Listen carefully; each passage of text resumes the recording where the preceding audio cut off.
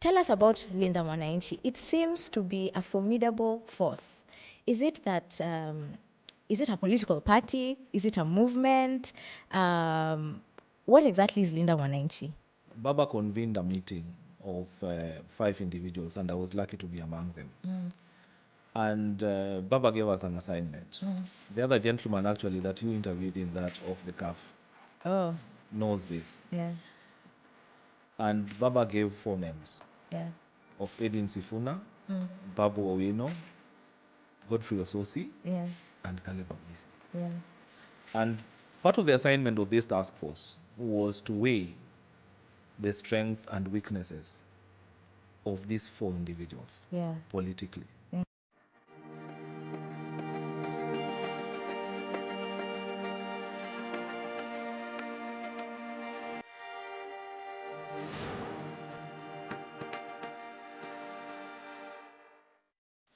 Welcome to Politikali Connected, a podcast on everything politics and governance in Kenya and Africa. Here, we discuss the complexities of people, policy, and power. I'm your host, Diana Ngao, aka Madam Speaker, and today we bring to you someone who's been our political landscape even before the Gen Z protests, where people were saying where the youth in the political space. This person has been very instrumental in even the late Raila Odinga's campaign. He's been at the forefront, and now he's an aspiring member of Parliament of Westlands Constituency. So let's welcome Alex Matere to the podcast. Karibu sana. Thank you so much, Diana. And you guys are doing quite a phenomenal job here. Okay. And I'm grateful that today you're having me. Asante sana. I appreciate. We are so glad to have you. I mean, for me, I've known you before even this podcast. Yes. And when I saw your billboard that you're running for MP, I was just so excited. Because, I mean, for us who've been in this political space, we've seen how sometimes youth are disadvantaged in leadership positions. So when niliona umejitokeza, I was like, I'm hopeful. All right. Yeah. So maybe let's start with, when did you become politically conscious? Like, what made you join the political space? Yeah, so I've been a political animal for quite some time. Probably the first time I was conscious of politics around me and how they affect the daily life of the common mwananchi, and also the trajectory that the country has to take. That must have been back in 2002 during the NAC campaign.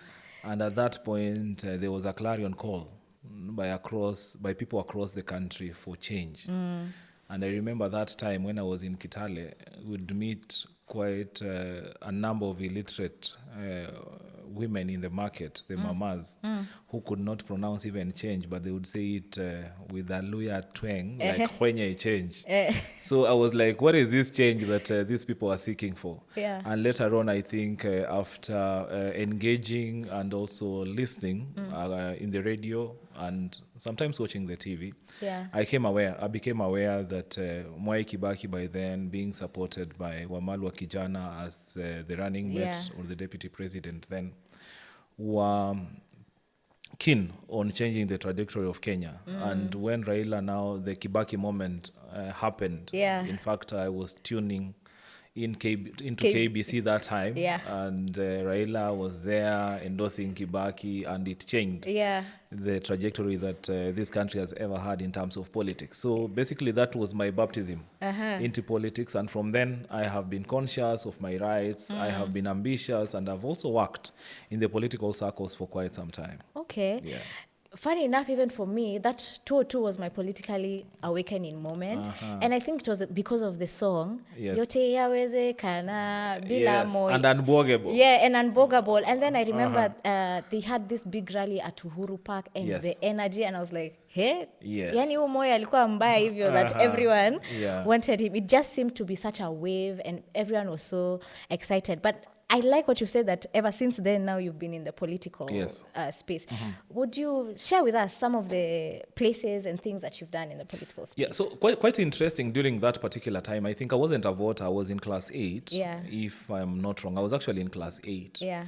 Then later on, after NAC 1 government, just before, prior to that, you remember Kenyans who actually voted as the most optimistic people in the world. Yes. Because there was a lot of optimism across the country. Guys were eclectic. Guys were so hopeful that affairs of the country are actually going to change. So at that particular point, I think I was part and parcel of the normal Kenyans, the common Mwananchi across the country, also embracing this government, shunning tribalism, fighting corruption. That is the time when now, like, Kenyans embrace their rights, mostly political rights, and also their freedoms and rights, the way I've said. So I was quite young at that point. I wasn't even an eligible voter, but I remember that time being quite active in politics. Later on, my first vote was in 2007. Now, when Raila, together with the Orange team, somehow departed from Kibaki's government, and they were there championing now for a completely, totally different paradigm shift because of the betrayal that seemingly they had gotten from Kibaki. But one thing that is interesting and stands out in my political journey was during the funeral of Wamalwa Kijana. So there was a state funeral at Kitale Stadium in Kitale, Trans Nzoia County. And at that point, there were quite a number of university students, specifically those ones who came from the University of Nairobi. So they had those light blue buses. And I remember the comrades then, being a young person, at that point now I was in Form 1, but I had managed, because it was during the holidays, to actually go and witness the funeral of this enigmatic figure in our country. And I remember the students from the University of Nairobi, specifically those ones who were representing SONU, they somehow stole the program for the funeral and demanded that one of them, a student leader, has to address the gathering. So at that point, I remember a student leader now who's very close to me. It was called Makoha Wanjala, who was then the Secretary General of SONU, standing up and addressing the mourners at Kitale Stadium. And that, I think, planted something in me, and I was like, okay, I want to go to university, and not just any other university, but the University of Nairobi. And I'd also want to be the Secretary General of SONU. So, as fate would have it, many years later, I happened to join the University of Nairobi to pursue my first degree in political science and public administration. And by God's grace, I was also elected as Secretary General of SONU, 2011, so you made an intention back then and it came to happen. Exactly. Yes. So for me, I think my stars were aligned at that particular point. And the platform that SONU gave me, because we were with Babu in our government. So Babu was the chairman and I was the Secretary General. We were overseeing about 90,000 students across the 8 campuses of the university. So we were quite instrumental, because we had the gravitas of even deciding whether the capital city of Nairobi runs or not, depending on the interest and the wishes of the students, because what we needed to do was basically block Wayaki Way, Uhuru Highway, the University St. Paul's Way, area, Kenyatta Avenue, and our issues would be addressed. But most importantly, I think we took upon ourselves to ensure that first we've improved the welfare of the students, ensuring that guys have accommodation, because you remember that particular point, HELB was functioning, yes, but most of the students were coming from quite far. A distance from Nairobi. That was one. Then two, they were coming from families that are not privileged, from very humble beginnings. And therefore, it was a concern for us that these students their welfare has to be taken care of by the university. And that's why we ensured that accommodation, first of all, is something that is non-negotiable with the administration. The second thing I think we were able to do, by the time we were living as student leaders in the University of Nairobi, the annual fee was still 28,000, which was quite affordable to most of the parents. That is not something that we can talk about today. I think it has gone up probably 5 times or 6 times, to say the least. I'm happy that you're talking about SONU and even the contrast between the education system then and how help was helping, and now the kind of education structure, funding structure that we have now. But before even we get to that, I have interviewed a couple of people who've said that it seems that SONU has become the birthplace of a lot of our political leaders. University of Nairobi seems to be the place that political leaders are cultured. We've had Orengo being in University of Nairobi. We have Martha Karua, University of Wetangula, you know, and Babu, yourself. So what is it about student politics that just catapults you into the world of politics? I think we refer to SONU as the maternity of Kenyan leadership. Yeah. So every Kenyan leader worth the salt has to go through SONU. And it's not by chance. Yeah. I think this is something that is by design. Yeah. Because first, if your leadership skills are nurtured at that particular young age, if you're able to balance the interest of 90,000 students, if you're able to win an election in a cosmopolitan constituency like SONU now, where you have probably 45 plus communities coming in and deciding what is the kind of leadership that they'd want for the university, then you have some sort of a wherewithal that not any other person in the country would have to possess. The second bit of it is because of the location, right? So first, you are in Nairobi, so you are in the center of activities, right? So if there is any issue, talk about extrajudicial killings, talk about rights being trampled upon, talk about corruption, talk about so many other issues, then you are the center of it. And now you have an opportunity of exercising that right.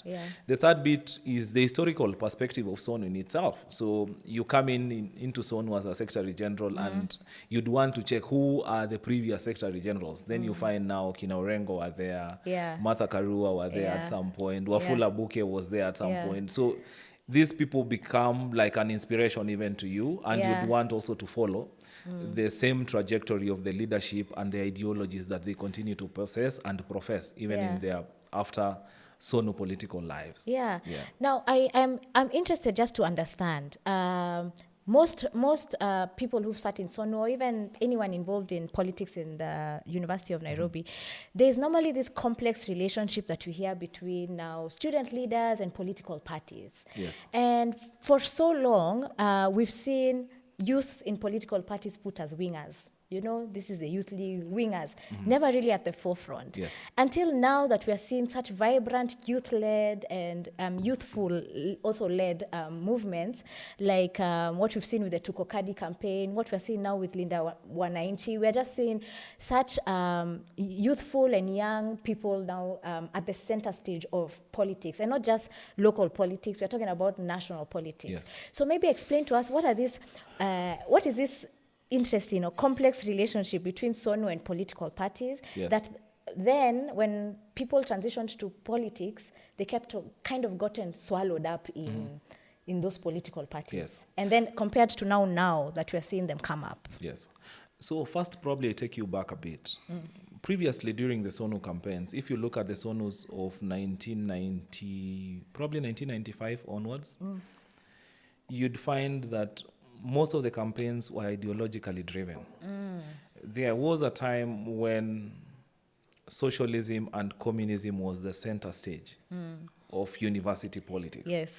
And this is the time when now you have the likes of Kina Kabando Akabando, then you have the likes of Martha Karua, you have the likes of Kitui. Mohisa also was there, the likes of Gitobu Imanyara going back. And at this particular point, from the stories that I've heard from them, it was inconceivable even for someone to print their campaign poster in color.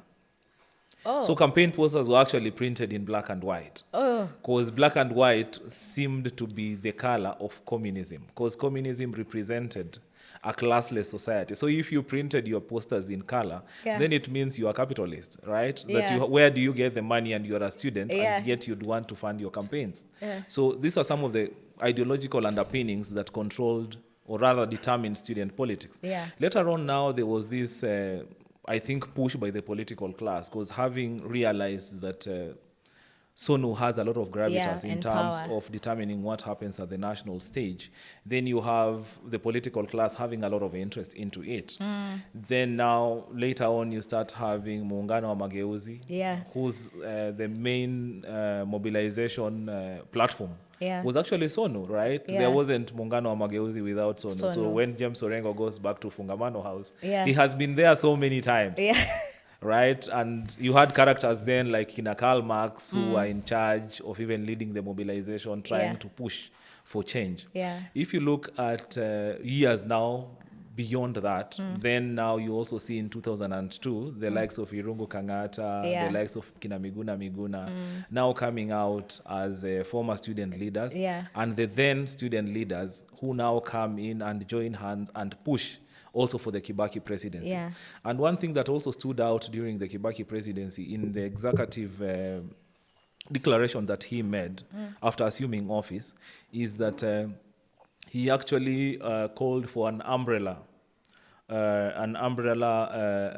pardon to all politically expelled and suspended students of Sonu. Not just Sonu, but across universities. Because prior to that, we had a system that also tried so much to muzzle the voices of student leaders and activists back then. Remember also university lecturers were more or less activists. Then you had now university student leaders also playing in the part, or rather the role of activists. So most of them had been suspended or expelled. So when Kibaki comes into office, he first recognizes the influence and the impact of student leaders into propelling him into the higher office.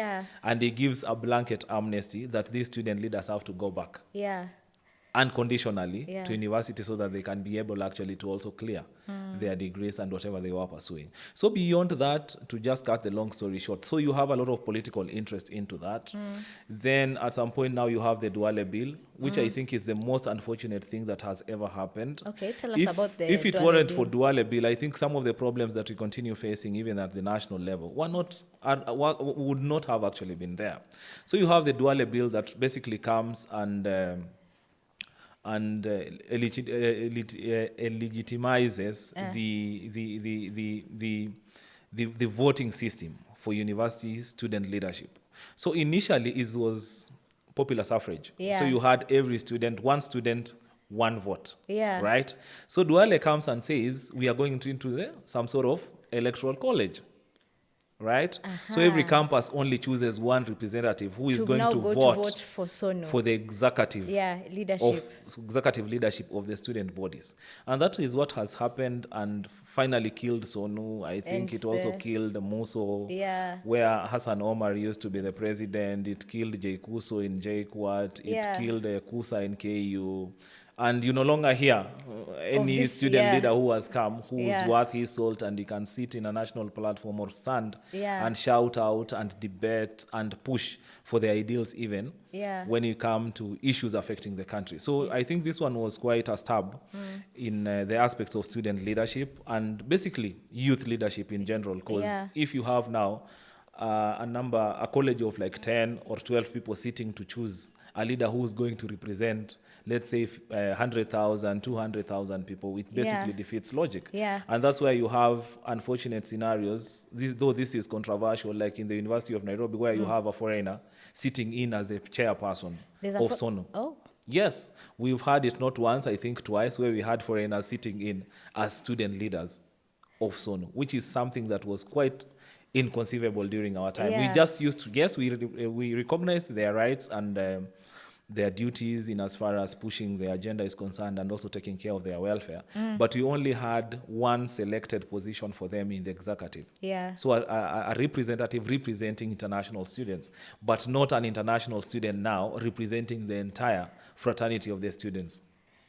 That is so, I didn't know about the Duale bill. That is so interesting. Like for me, my political journey didn't start in student politics, but it's very interesting that to see that even before, most of the young people who are becoming political conscious, they're only seeing the hand of the government now, how the government sometimes can muzzle youth voices. But it's interesting from your take that you're showing that, once a political class feels a bit threatened by a certain youth group or let me not say even youth group, because you are structured. It was literally structured Yes. and basically a vehicle to ensure that there's proper student welfare. Yes. Right? And then now politics get involved, and these political elites are like, we need to divide and conquer. Yeah. So and so. So maybe my question is in regards to, my next question would be now more in terms of where we are at today. Yes. Like, seeing that where we've come from the highs of Kibaki, where the nation was so expectant, and we were even polled as the most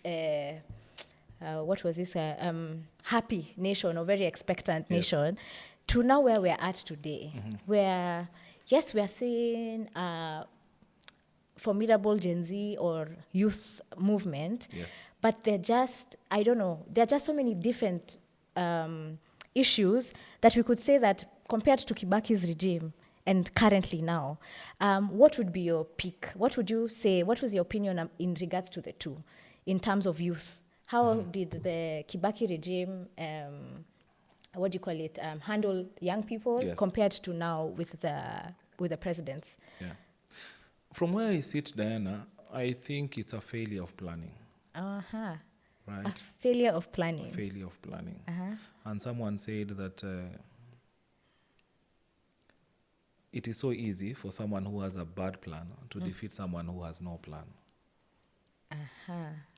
So in our case, and one of the moments I sat with the former cabinet minister, Raphael Tuju, in one of the mentorship classes, and he was telling me about a phenomenon that he had back in 1980s when he was still a journalist.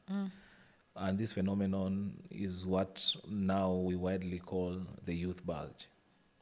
Oh. Yes. Oh, so there was he that says in 1980s. In 1980s, I think around 1988, when we had been able to tackle now communicable diseases. Yeah. And the birth rate of the country shot up. Yeah. Right? So I don't know if you can remember, in mid-1990s, depending on where you come from and where you were raised, there were billboards across, like family planning, pushing so much for family planning. About 1995, 1996, when we were still toddlers. But I remember seeing some of those billboards. And he was telling me that the scenario in 1988 was such that Kenya had one of the highest birth rates across the world. So you had counties like Vihiga, like Kisii, like Kiambu, registering almost 4%. Of births. Then now you had a national average, which was about 3%.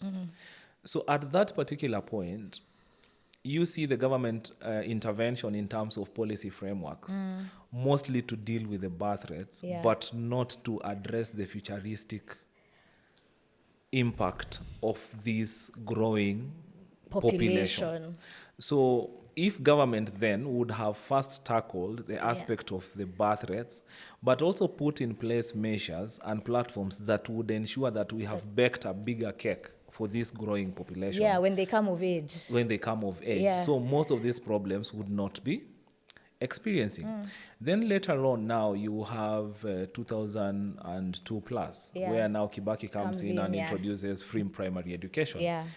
And as per now, Kenya we have a population which is the most literate. Right? And is as a result of this policy directive by Kibaki from 2002. So he comes in and implements free primary education. But once that is implemented, it's basically basic and secondary, right? So where do these numbers transition to? Technical institute, vocational institutions, universities, polytechnics. So there was a mismatch. We did not, that gap was not addressed. So first, I won't just blame it in the current regime. I think it's is successive in terms of our failure to plan for this youth bulge. Our median age at the moment, I think, is about 19. One of the youngest population across the world. Across the world, yes. Though we have now countries in the Sahel region, the Niger of this world, Benin, Guinea, that has slightly above 16, 17, which is quite low, right? So if you have a government then, like the one that we have now, that is not strategically putting a lot of resources into tackling this youth bulge, then it results with the disillusionment and the disappointment and the dissatisfaction that we are we've currently seen. having. But one would argue that now you're seeing the government also doing this Nyota fund or these economic empowerment funds. One would argue that Yes. they seem to be having a plan. What is your take about some of these interventions? Marasi Nyota, Marasi Hustler Fund, Yes. Marasi economic nini for borders. Yes. Like we've seen such things in the last 3 years. Yes. And I agree with you that there's been a lack of planning, and we Yes. just kind of find the crisis there, and now we have to figure it out.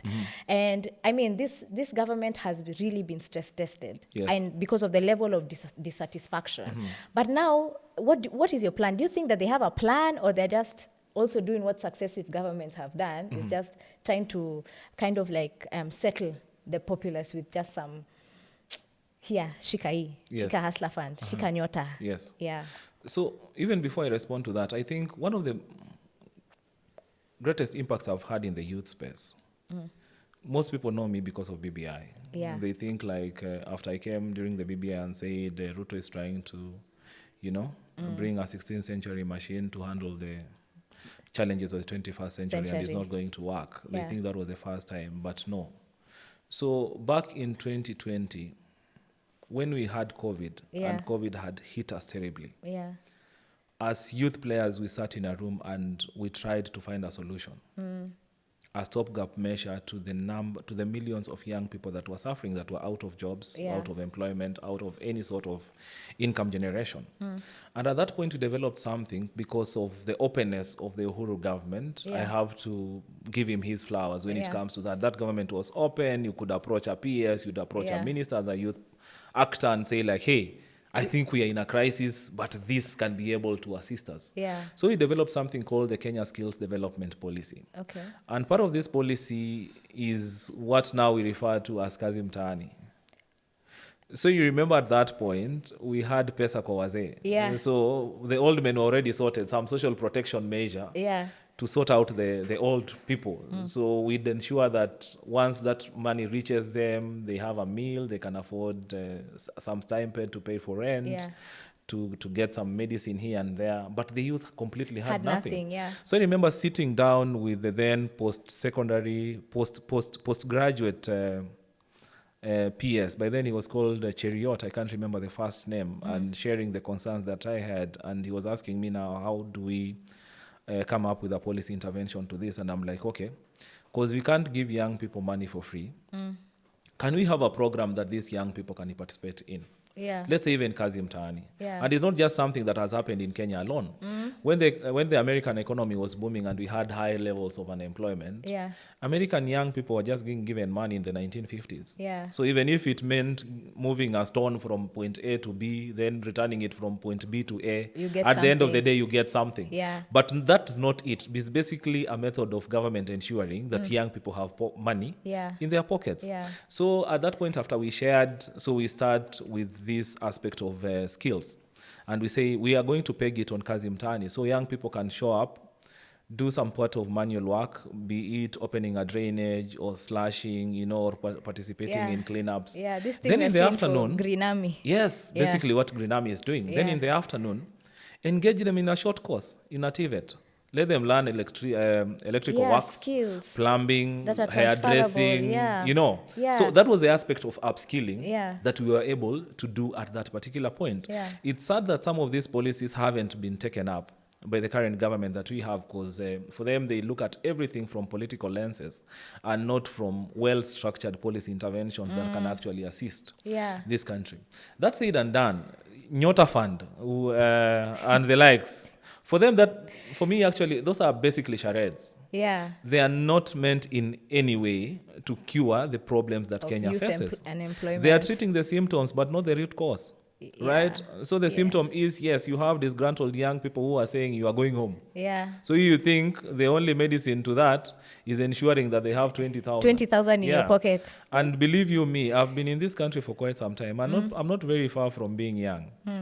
And I wonder what kind of business you can actually operate in this country. With 20,000? With 20K. I've seen them parading some individuals who have, they're basically rewriting or the scripts. They are reading the scripts that they have been given by some of those demagogues there. Yeah. That I'm going to start a chicken business. I'm going to buy eggs. Yeah. And you see these memes that I started a restaurant with one grain of rice. Yeah. You've seen those things, those kind of things. Yes. So basically, that is what Nyota Fund is to us, because in terms of impact, it's not there. Yeah. Then the second part of it is a shoe one size, and yet we expect it to fit everyone. Not every young people in Kenya is a business person. Yeah. Government needs to understand this. And the best way even to exemplify that, I've always maintained, like Alex Matere, I'm not a businessman. Yeah. I wasn't, I can't just do business. Yeah. Give me something else. I'm good at it, but Yeah. I'm not a business person. So don't assume that every young person Is has an entrepreneurship aspect of his life, right? So you'd find, for instance, what Nyota Fund proposes, a plumber, an electrician, a hairdresser, same line. Yeah. Which basically is not it. If I have plumbing skills, if I have electrical skills, give me a job, right? Yeah. Give me a job and I can be able to exemplify my skills and I can be able to generate an income for myself that I will not only better my family and those people around me, but I'll also contribute positively to the growth of the economy. And even to say that, just to interrupt you there. Yes.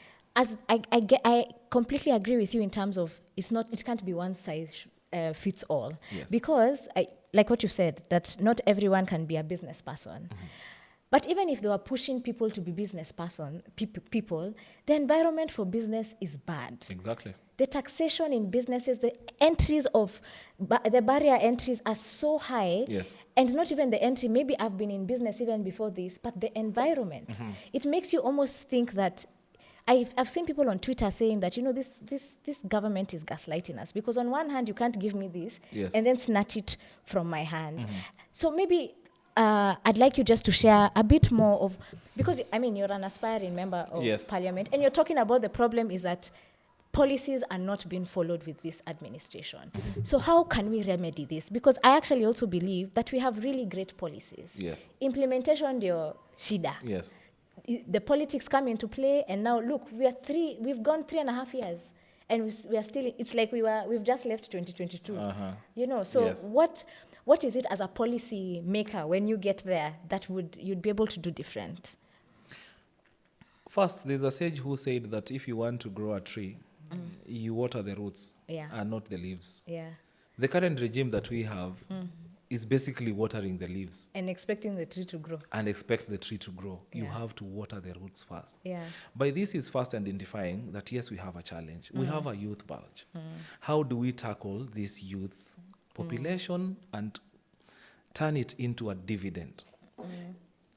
Upskilling is one of them, right? That we have to ensure that in as far as we have 1 million people joining the labor market every single year, where are we taking them? Yes, probably a half of them do not have any skill, do not have any training in any service. Yeah. Right? Yeah. So you have first to ensure that you've put as much as possible resources into aspects of training, skills development, and upskilling. Ensure that we have as many plumbers as possible. Ensure that we have an overflow of electricians. Ensure that we have so many addressers that our market cannot even take. Yeah. Then now you can grow the economy. Ensure that now there's disposable income. Yeah. Once these people have an income, then you can start looking for opportunities. Like now we have so many Kenyans who are dying in those, Middle East countries. Yeah. And they do not have a skill. They are dying because you have not heard of any engineer, any electrician being mistreated in any of those Middle East countries. Who do we hear about? It's about our house helps, about our gardeners. No one is talking about anyone with a skill and the drivers, right? So we have to ensure that first, because if you have a skill, then even the job that you're going to get is decent. You are able to decide that if I feel that my rights are not respected and they are being trampled upon, I can sign out any single day, I can be able to afford, my fare back to my country where I can live a dignified life. So that is one of the aspects that our government, and I think once we take over government in the next 14 months, though we are yet to get to that point, very keen on ensuring that we are actually implementing to turn around the kind of the kind of lives that Kenyans live. Yeah. The second bit of it, the hype of university education. I have 2 master's degrees. I have an undergraduate degree, and I'll tell you, I also need to have a skill. Yeah. I need to have some sort of, a technical skill that I can rely on. Yeah. Right? So you have post-Kibaki era, where now university chancellors are being awarded to every Tom, Dick, and Harry, right? Yeah. It's politically connected. Connected. So every technical institute, rather than maintaining it as a technical institute, you are upgrading it into a university. We had not far from here, the Technical University of Kenya. Yeah. Now used to be called Kenya Poly, if you remember. Yes. We had Mombasa Poly. Now we had Eldoret Poly.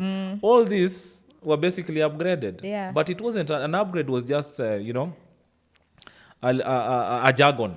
But in the real sense, they were actually downgraded. Because the kind of graduates that used to come out of these technical institutions are the ones who were able to push our economy. If you look back in 2002, 2002 onwards until 2007, our economy was growing by double digits for the first time. Right? Now we have a president who is so loquacious, he's talking here and there, he's lying here and there, and yet our economy is growing by single digits. We haven't even been able to be what we were back in 2002, and it's because of some of these very wrong policy adoptions that he has been able to have.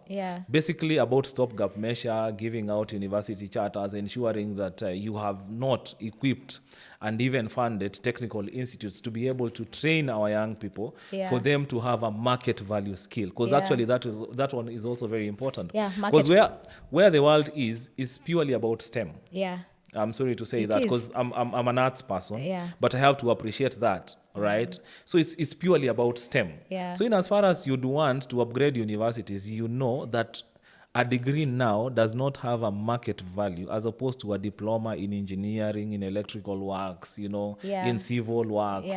So those are totally different things. And I think that is where now our focus needs to be. Not necessarily even going into private goods, like, for instance, housing. I think we are wasting a lot of our money putting it into housing.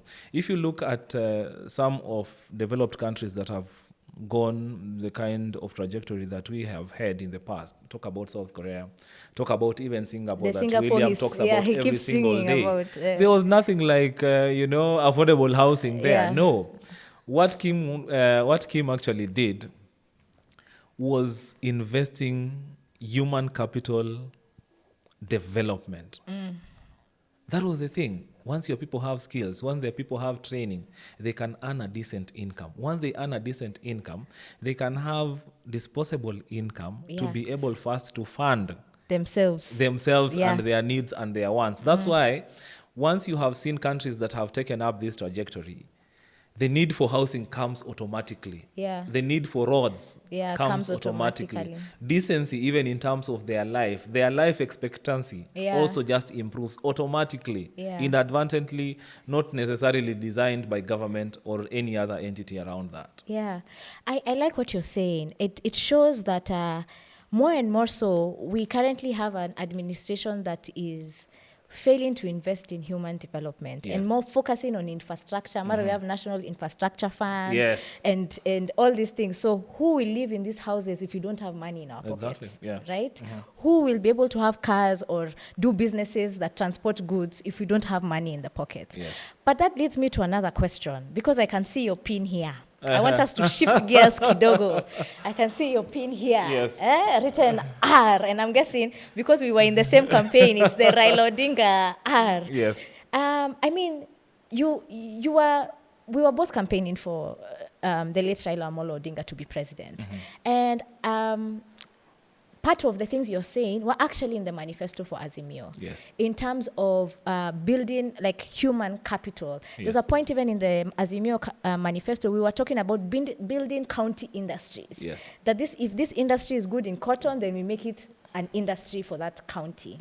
There was also Baba Care, where it was talking about like giving 6,000 bob Yes. to very underprivileged families. Yes. However, somehow Baba did not become president, right? So I'm here now just trying to understand what is this relationship that sometimes we have good leaders who could actually change the trajectory of this country, but somehow when it comes to election, we end up voting the worst person and then regret it, and then we keep on getting these cyclic versions of different leaders that we vote in. Then midway we're like, oh my goodness, we shouldn't have voted this person in. So what is the issue? What is it that we weren't able to translate? Why weren't we able to make Raila president? I don't know whether that's a hard question to answer. That is a hard one, considering you're just coming from Kisumu the other day. As Linda Mwananchi, and we also had a solemn moment of paying our respect once again to Right Honorable Raila Odinga, who I consider myself as the number 7 political orphan. Number 1 being Wedin Sifuna, then we have Babu Owino, then we have Caleb Amisi, and the others. Then Alex Matere is there number 7 as number 7 political orphan of Raila Odinga, and that's why to date you still wear the pin. I still maintain this first as my North Pole in terms of ideal politics that this country has to have, that are people-centered, respect to human rights, a development that is sustainable, and a community or a nation rather that is inclusive of everyone, regardless of creed, of race, of ethnicity, of even religion. And those are some of the things that Raila taught us. I met Raila back in 2010. So I was campaigning to be Secretary General. Before I became Secretary General of SONU, I had actually served also as a faculty rep in my first year and second year. So when I was campaigning for Secretary General, my meeting with Raila wasn't planned. We had a number of students who wanted some sort of funding from the so-called politicians. The way I've narrated the metamorphosis of student leadership. So I wasn't one of them. And Raila had sent, if I can mention Silas Jakakimba, I think he would allow me to even name drop him because he knows how this meeting happened. I think they had met Silas Jakakimba at Laiko. Laiko used to have a club up there called Summit Club for the who and who. Oh. Yes. So those were the days when you were in campus. So I think Silas had actually met a number of aspirants for SONU different executive positions. And when he had met them, he had a special request from Mzee. So when he met them, he asked them, who is this Alex Matere? So the guy is, he's one of the candidates who's contesting for the position of Secretary General. Then he says, like, okay, can I have his number? So Silas calls me to Laiko. I leave everything that I was doing. I remember I was doing door-to-door campaigns, and I have to rush all the way to Laiko, because first, if you hear that you're being called to Laiko, that is somewhere you would want to go and find out what is happening there. Then Silas, because I had known that Silas was actually quite close with Mzee. He was one of the PAs, and also Silas, most people don't know, he was quite an active member of SONU during his days. During his days in campus. So I have to dash there, and I meet Silas. We have a discussion, and he says Mzee has a special support for me. you. Yes. So yes, as destiny would have it, I get some sort of support towards my campaign from Raila Odinga. Then he says immediately you are elected. If you are elected, then you'd have a chance of meeting the Right Honorable. By then, he was the Prime Minister. So I go back, I do my groundwork, and I get elected. So the next day after my swearing in, I meet the Right Honorable Raila Amolo Odinga. Wow. And my life was never the same again. He kept his promise. There's sometimes youth wanachezwa. Yes. So he kept his promise, and from then I think he became my mentor. Okay. We walked the political journey with him. He has opened doors for me, both locally and internationally. He's introduced me to his compatriots and his friends, most notably the former president of Nigeria, Olusegun Obasanjo, that I've been also able to host here. They were very good friends. And I've also attended his leadership school in Abeokuta in Nigeria. He also introduced me to Professor Jim, who is the chairman of Gallup International back in the US. Oh, Gallup. Yes. Oh, nice. Yeah, so I've sat down with that gentleman. There's also a training that I've actually taken there. Oh, at for Gallup. Yes. Nice. So it's called Jim Clifton. So yeah, Clifton Strengths. I've done the assessment. Yes, Yeah. you've done the leadership assessment. Yeah. So that is something that, yes, if there's any young leader who's out there, Yeah. you need to do the Gallup the Clifton Strengths, Strength Leadership Assessment. So Yeah. those are some of, just to mention, a number of people that Mzee Yeah. introduced me to. But most importantly, he was my North Pole in terms of politics, basically ideal politics. We moved around with him in 2013, in 2017, in 2022, which was our latest. Unfortunately, we lost. Yeah. And the way we were saying, it was about sloganeering, because Yeah. I do not believe until today that they had a superior manifesto than ours. Yeah. If you talk about issue-based and people-centered development, Yes. then it was in the Azimio Yes. manifesto. I remember while you guys, because I was on the side of Linda Katiba. Yes. I remember while you guys were doing BBI, you had actually started doing kikaos of trying to understand what do people want. Yes. And then later on when we joined the Azimio side and I'm reading the manifesto, Yes. I can see where some of these insights were coming from because let me not lie. To me, Mzee had been demonized to me. Yes. But now when we met him in the Azimio campaign and I'm reading the manifesto, I also read Azimio la Wananchi by Mzee Jaramogi, Yes. Oginga Odinga.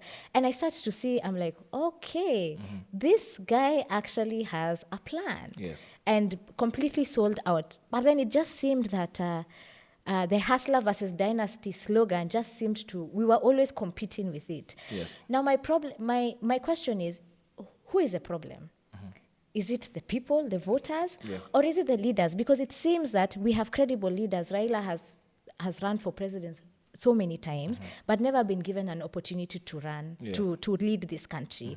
It's either stolen from him or they just don't vote for him. Either or, that can be a debate for another day. Yes. But he's just never gotten an opportunity. However, we keep voting, and not leave alone even the presidential, even Yes. down to MCA. We keep voting. We Crooks. keep saying, no, we want this, then we vote in the crooks. Because I remember in 2022, they were saying, huyo mwizi ndo tunataka. Yes. Instead of voting for Raila. Yes. So where is the problem? Is it the leaders or the crop of leaders we have? Or is it the voters? Shida ni wapi? Because we can't have such good people like Raila. Yes. And then now we have other options. Yes. So we are just not a month from Easter. Yeah. One of the most striking events that happened during the crucifixion of Jesus, just before he was crucified, when he was presented before Pasha's Pilate. Yeah. And he was asked, the people were actually asked, a question was shot. A thief? That we have Barabbas, the thief. Yes. Then we have Jesus, who says he's the Son of God and an innocent man. Yeah. Who should we release and who should we crucify? What did they say? They said, Jesus, aende kwa cross. I see, you've answered my question very skillfully. And I think if you give people that are emotional, people that have been deluded, people that have been indoctrinated by glossy, flashy, and flossy stuff, they would always go for that over something that is concrete, something that is pragmatic, a proposal that is realistic. They would always go to the shiny bits as opposed to something that is quite informed and concrete. That is the problem, not just of Kenya, I think across the world.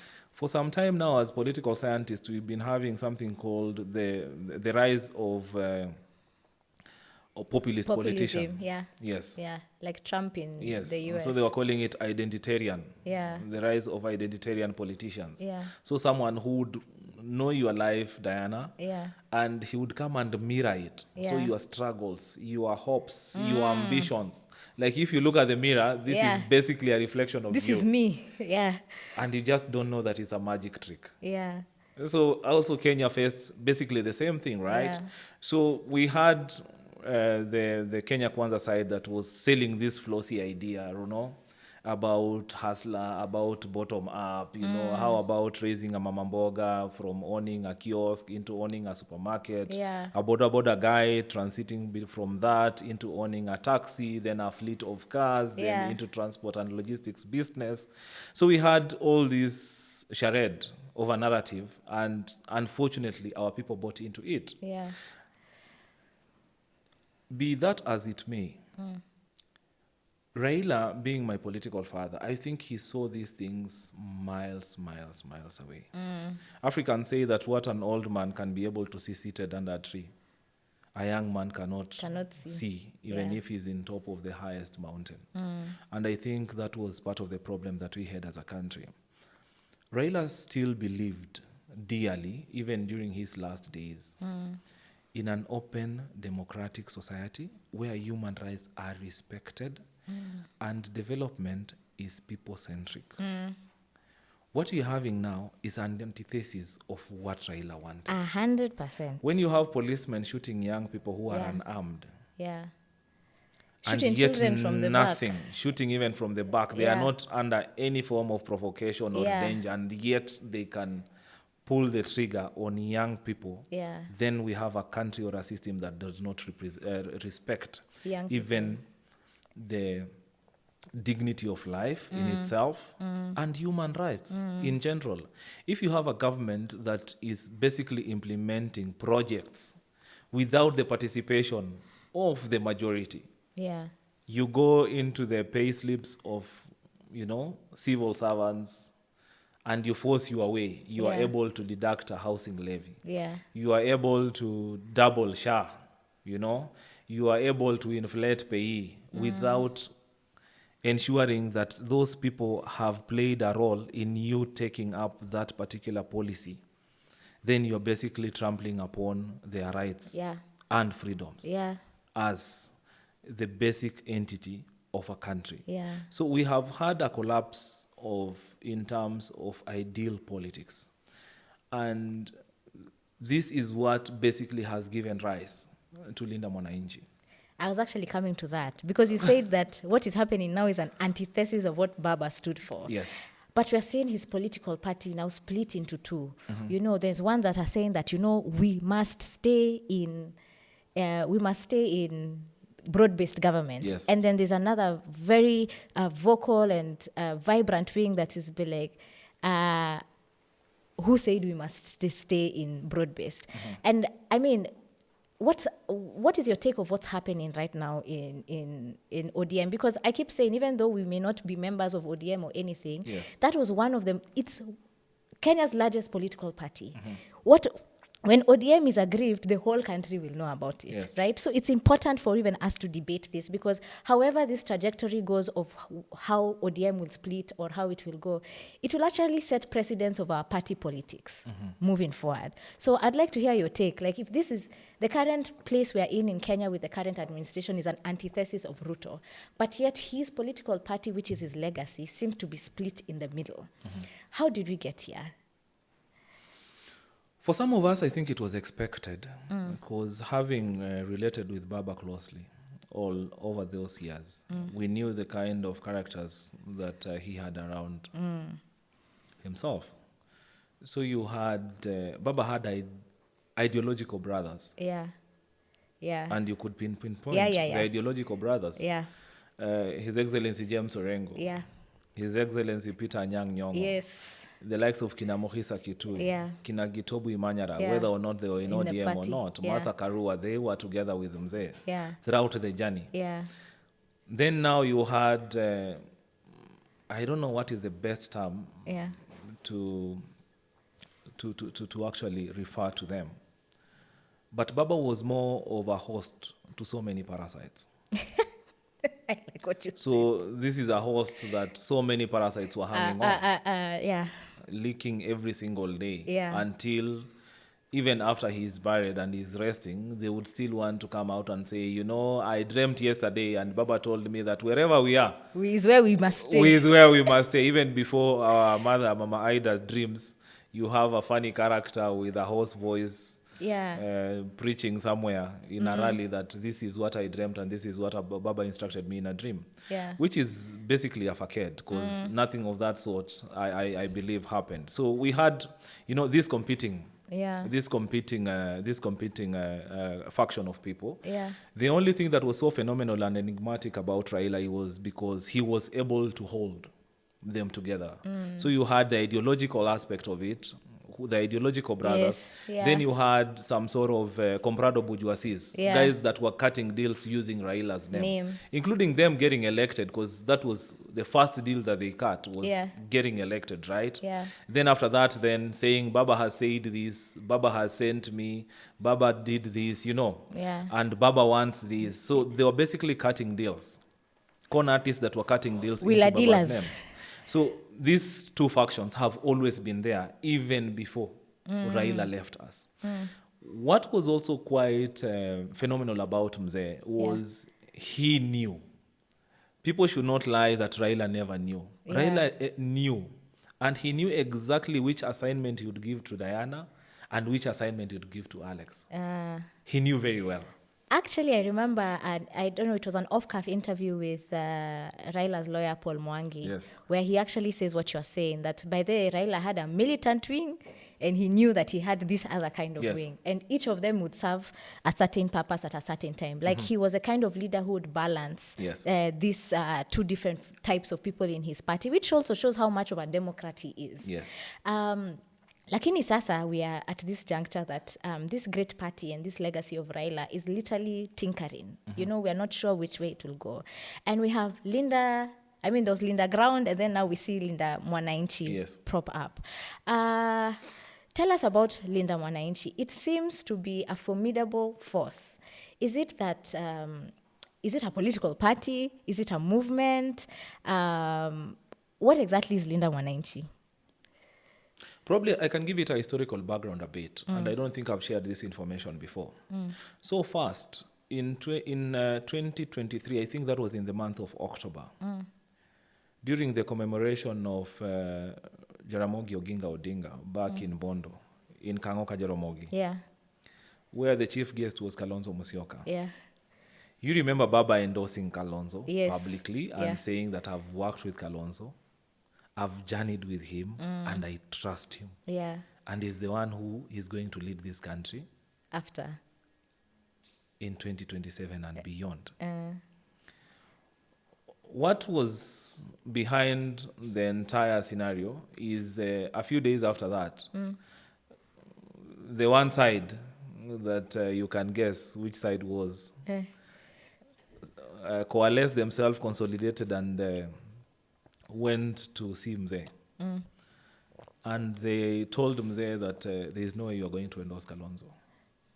Because? We do not have a pact with him. We have not signed an agreement how we are going to share government. Some of us cannot trust him. He still left us in 2007 when he needed him most, forgetting that Kalonzo has stood with Baba 3 more elections. And all kind of reasons against that. What these people did not know, Baba, in his own political wisdom, he had used that as a smokescreen. Oh, to identify. Exactly. So I remember a few days later, Baba convened a meeting of 5 individuals, and I was lucky to be among them. And Baba gave us an assignment. The other gentleman, actually, that you interviewed in that off the cuff knows this. And Baba gave 4 names. Of Edwin Sifuna, Babu Owino, Godfrey Ososi, and Caleb Amisi. And part of the assignment of this task force was to weigh the strengths and weaknesses of these 4 individuals politically. And the second one was to recommend strategies on how their weaknesses can be addressed and their strength can be amplified. At that point, it was not clear. Even for me, it took me time for me now to remember that, okay, to be able to decipher and say that Baba is actually planning his succession. Why is he doing this? A few days, I think like a week after that, there's one picture that has been trended at some point in social media where Baba is standing with Caleb, Ososi, and Sifuna. Yeah. I think you've seen that Yeah, I've photo. seen that picture. I actually do not know if these individuals knew that something was in the offing in the background around Baba's succession and how he was trying to plan.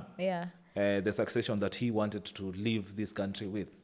But basically, this actually happened. So for some of us who have been part of that journey, and Baba trusted us even in confidential information like that, we know exactly where his mind lies. We know exactly, if he were around, which particular team he would have endorsed. We know exactly who is there to protect his legacy. And we know who is the parasite who would want to leech and continue, benefiting from Baba's legacy. So for me, I think it's very clear from the direction that he gave me, and on numerous occasions when there was conflict between, the side that had gone to broad-based. I'm saying it had gone because this side first never went with Baba's blessings. They cut a deal for themselves. They cut a deal for themselves. Baba was still in Dubai. When Baba was in Dubai, he receives a call, and the president apparently tells him, this is a story that Baba himself has told me, that the president tells him that I have, these 3 gentlemen here, and they are looking for a job. What am I supposed to do? So by the time Baba really wanted, quite a comprehensive agreement with Ruto. When Baba was talking about a conclave, Baba wanted a national discourse on the affairs of this country. To see how to move forward. Part of that included us calling for early elections. No one is talking about that.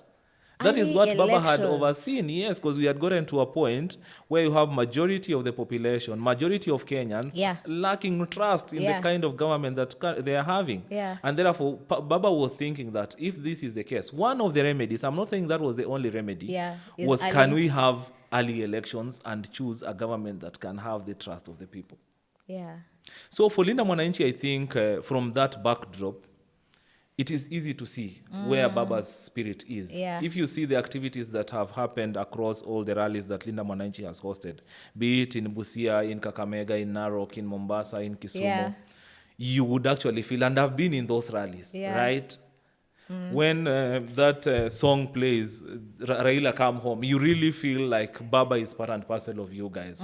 For some of us who are lucky enough to have met him and also participated in those campaigns, you know how energetic they were, right? They get, yes. So that energy, you can just be able to feel it when you are in a Linda Mwananchi rally. I really doubt if, I've never attended for the other guys, but I really doubt if the energy is also on the other side. I mean, it seems that what is playing on the screens, it seems like it's both sides are both trying to show their might.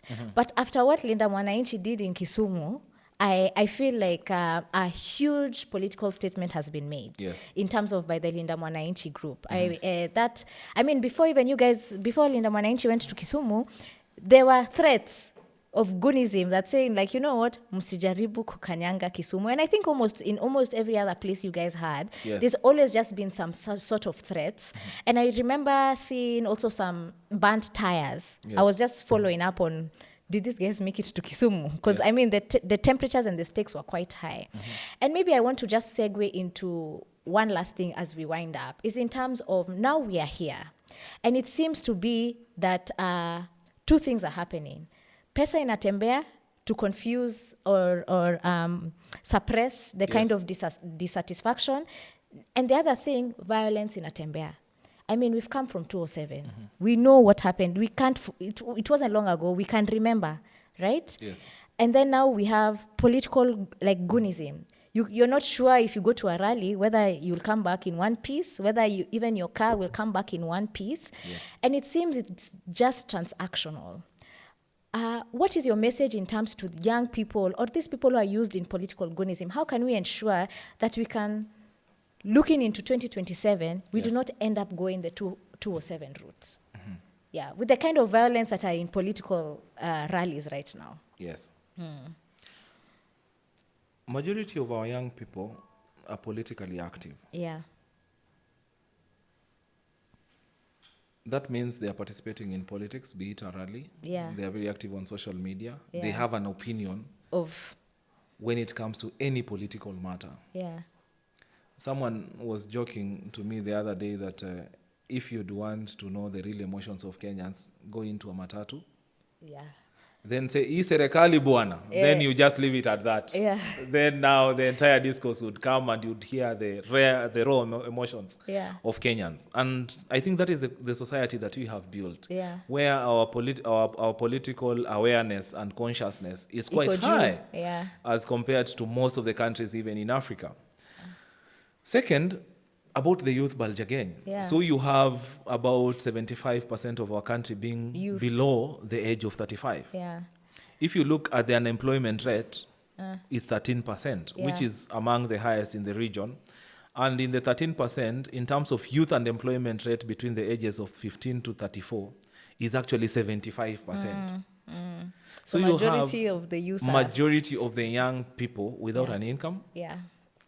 Without any sort of livelihood, struggling every single day to eat, struggling to pay their bills, struggling with rent, struggling with healthcare.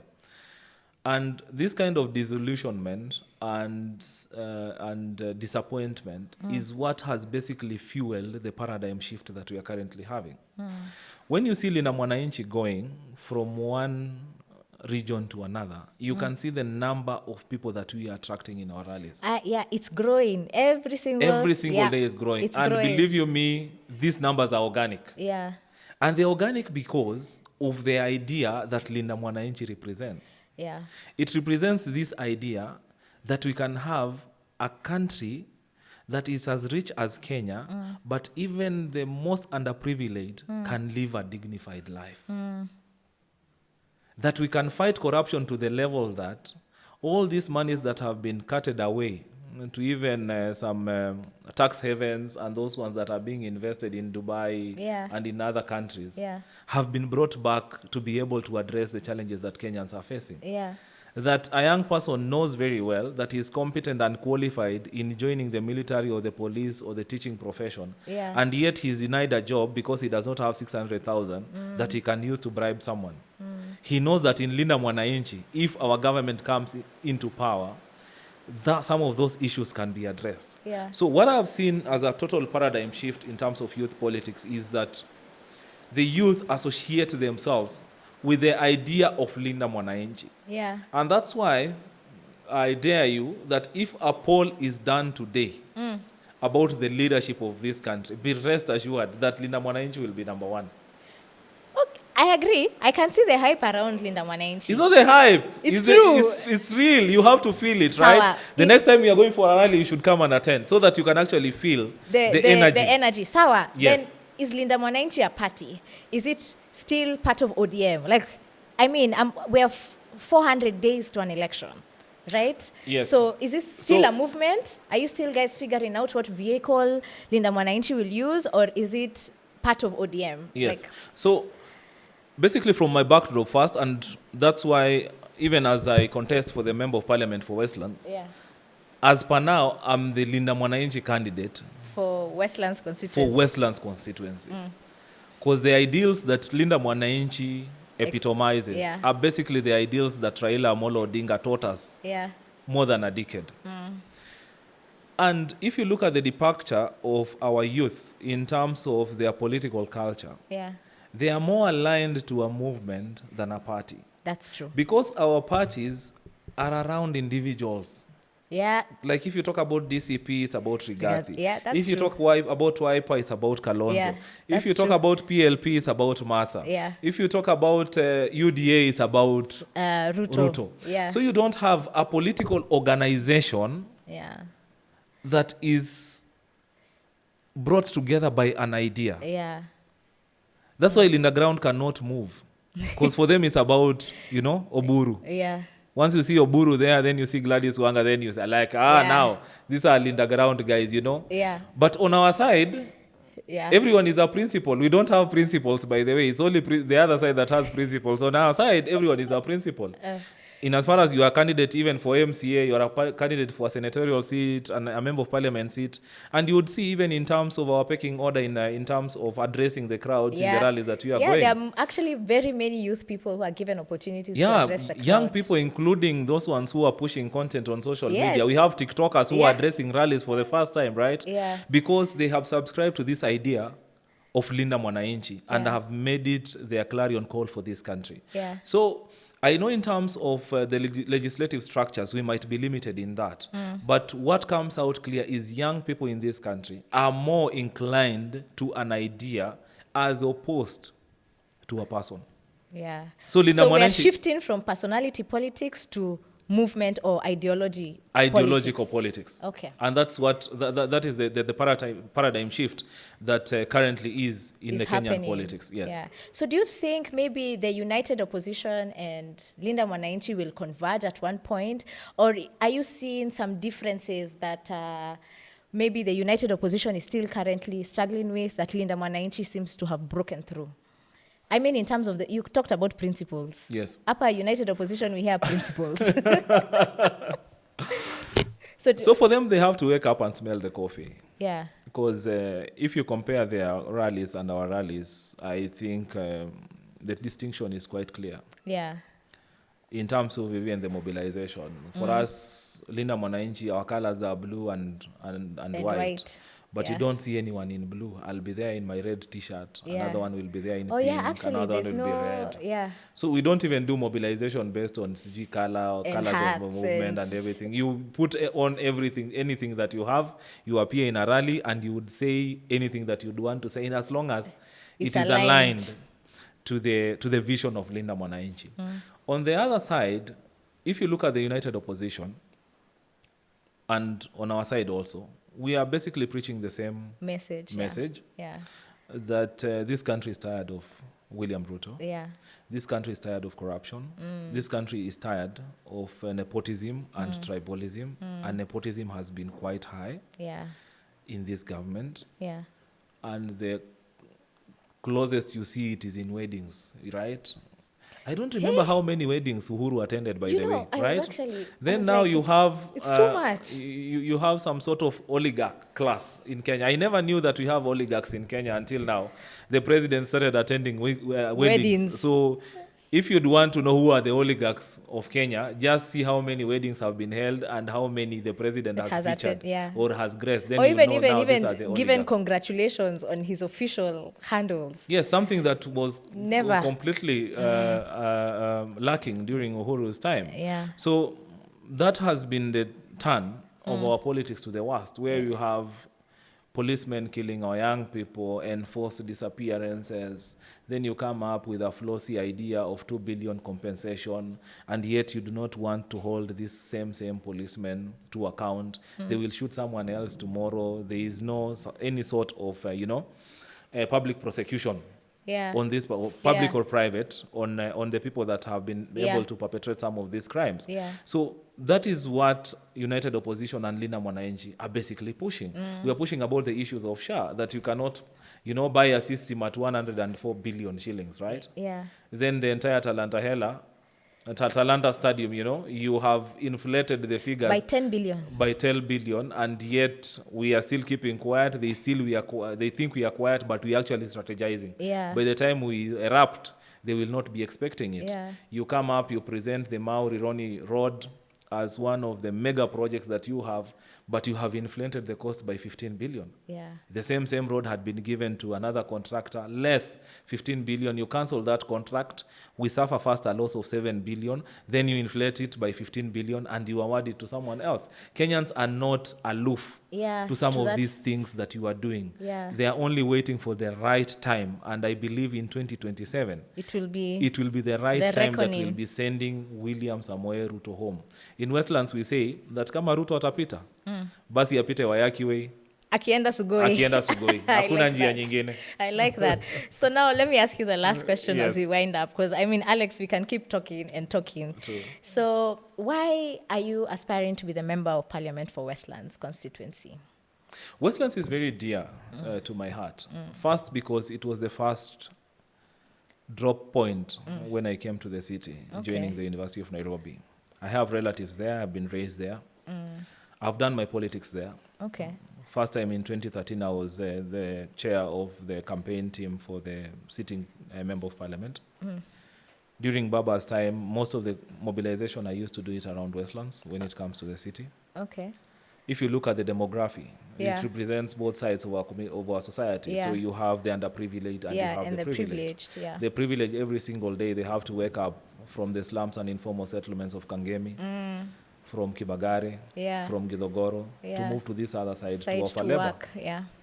Right? Then in the evening, you'd see again them streaming back to their homes. So I believe that there's something strategic that needs to be done. And that's why on the aspect of human capital development is one of the key focus areas that I have. I'm talking to those, I'm talking about those house helps that come to these suburbs every single day to offer menial jobs and services, caregiving, being nannies. Can we be able to impact them with a skill of tailoring, electrical works, of even plumbing, right? Can we transform Kangemi Polytechnic there?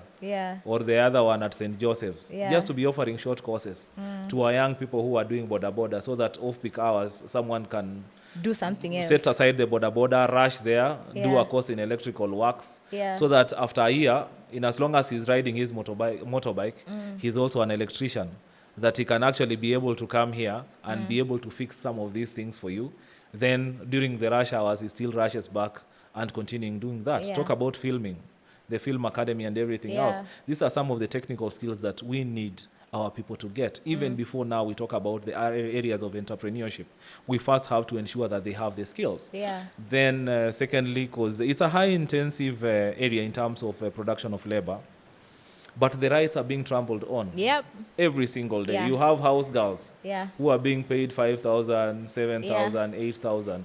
Over time, no one has stood up and spoken about some of these grievances that continue to harbor the development of our people. Why don't we have a minimum wage for house helps? That is one of the questions I continue asking myself. Francis Atwoli is one of our own from the other side.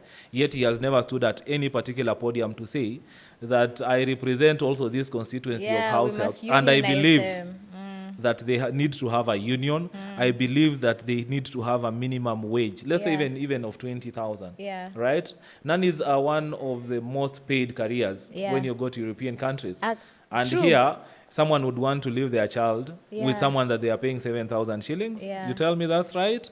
I don't think so. We have security people who are offering security services across Westlands. Some are even in Dagoretti North, in those sides of Lavington. But they are being paid peanuts, 15,000. That security guy, the 15,000 is supposed to pay rent in town. He lives in a Mabati house, yet he guards a whole mansion, right? And he's paid 15,000. 15,000 is supposed to pay 5,000 for his house. He's supposed to cater for food, for healthcare. Then at the end of the day, he also is expected to send something back at home to be able to assist the parents that he has left there. And we believe that also in terms of private security, there needs to be a framework. First, they need to have a union. Then second, we need to have a framework that guarantees them. The way Fazul Mohammed had actually brought up the issue of minimum wage for private security. These are some of the things that need to be implemented as soon as possible. Because we can't grow this economy. Westlands represent both sides of the coin. We cannot be able to grow this economy if the most underprivileged people are not empowered. I agree. So the case that we have in Westlands is first, try as much as possible to empower the underprivileged. Ensure that opportunities that arise from county and national governments are also shared. That the Westlands people get their fair share of this. I don't know when was the last time you heard, because I know you also come from Westlands, that there's a police recruitment exercise. There's an army recruitment exercise in Westlands. That there are 50 employment letters for teachers that has come to Westlands. We haven't had that. We see the president even the other day meeting Akorinos and giving them 50 letters of employment. It's not like we are saying that, but we want our people to compete favorably for some of these positions. But most importantly, for Westlands also, it needs to arc its presence in national politics. And that can only happen if we have a visionary, a forthright, a brave leader who is also able to bite the bullet to ensure that the life prospects of our people have been taken care of and their future is guaranteed 2027 going forward. I like that. You have basically given us your manifesto, but I like that. But that you're not only just standing because you can see an opportunity for a young person to get elected, but there's actually critical issues, and more importantly, because you've kept mentioning human development, and we can see that is what is even driving you. So, Alex, we have 14 months to the election. We hope that we'll see you here again, because there's so much more we need to discuss in regards to Westlands Constituency, in regards to our national politics. We've not even touched about parliament. You know, we've not hatujafika hapo, so we hope we'll see you here again. Right? Yeah, so thank you so much for this opportunity. I think it has been quite an insightful and worthwhile conversation that we've had. I'm open.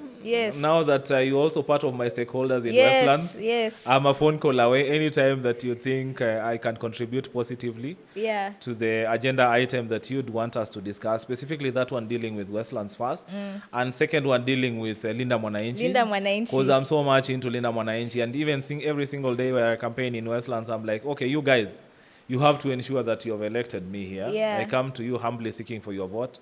But up there, there must be a complete, total paradigm shift in the politics of this country. It would not make sense if you elect a good MP, then you elect a bad president. Or you elect a good governor and a bad MP. You cannot mix and match. For this time round, given the kind of challenges that Kenya faces going forward, our population is going to grow to almost 80 million in the next 24 years. If you are not quite clear and deliberate on where we would want to take Kenya, then be rest assured that the future is not, that bright for us.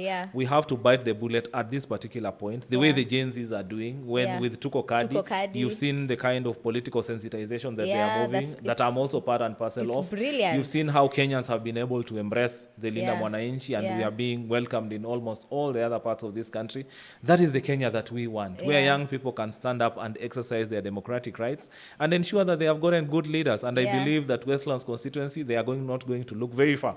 They are going to look here. Wamepata Alex. And consider Alex Matere to be their next member of parliament. I Diana, like that. Thank you so much. Thank you very much. I really appreciate it. You had it here first, that Linda Mwananchi is a formidable force to ensure that the kind of administration that we have now today goes home.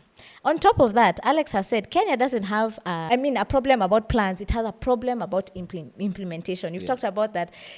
The failure to plan in successive governments has what has brought us here. And you've heard about his plans in terms of where he started in 2020 in terms of the Kenya Skills Development policy. So, there's so much going on behind the scenes. And if you're looking for young leaders, you've been wondering where are young leaders in this country. Here we have one of them. Thank you, I'm humbled. And we'll have him back. So thank you very much for watching this episode. Alex, where can these people find you? If they want to ask you a question, wakupate wapi?